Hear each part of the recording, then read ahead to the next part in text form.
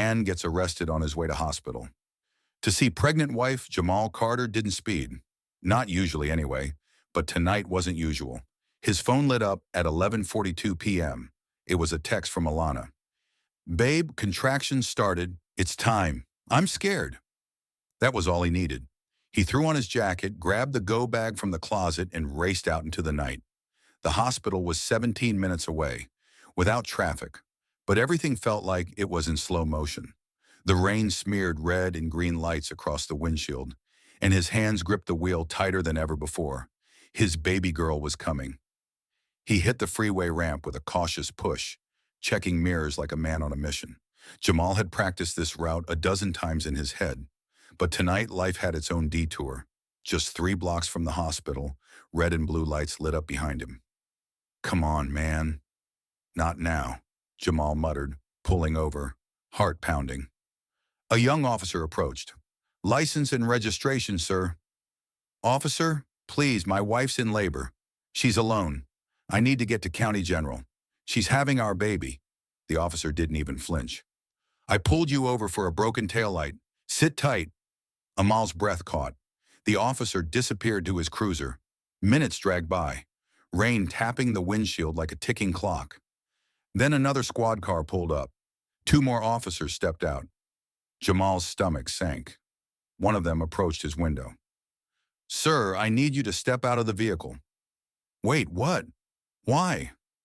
Please step out. You have a warrant for an unpaid ticket from last year? No, that's not right. Before he could finish, he was in handcuffs, face pressed to a wet hood. Heartbreaking. I'm not resisting. My wife is in labor. They didn't listen. They never did. He sat in a holding cell, soaked, humiliated, and completely alone. He had one phone call. He called Alana, but it went to voicemail. That night, Jamal missed his daughter's birth. Alana gave birth without him, alone. Her mother held her hand instead. The next morning, the error was discovered. The warrant had been paid. It was a clerical mistake. Jamal was released with a half-hearted apology. He got to the hospital just after sunrise. His daughter, Nova Grace Carter, had already opened her eyes. Alana was too exhausted to be angry, but her eyes said enough.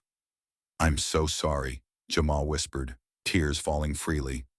She's perfect, Alana said, voice soft. She asked for her daddy. Jamal broke down then, knees hitting the linoleum. He kissed his daughter's forehead, silently vowing to never let the world steal a moment like that again. The story didn't end there. Jamal filed a complaint. It went viral. News outlets picked it up. Protests erupted outside the precinct. People who had lost faith in the system found themselves rallying behind a father who just wanted to meet his baby girl.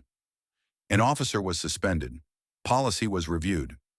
Jamal, once just another name in the system, became a voice. Months later, holding Nova in one arm, he stood before a community board and helped pass a bill called Nova's Law, requiring officers to verify warrants twice before making nonviolent arrests. He never wanted fame, just fairness. And as Nova took her first steps in their living room, Jamal realized something powerful. Sometimes pain births purpose, and sometimes the most powerful love stories begin in the darkest hours.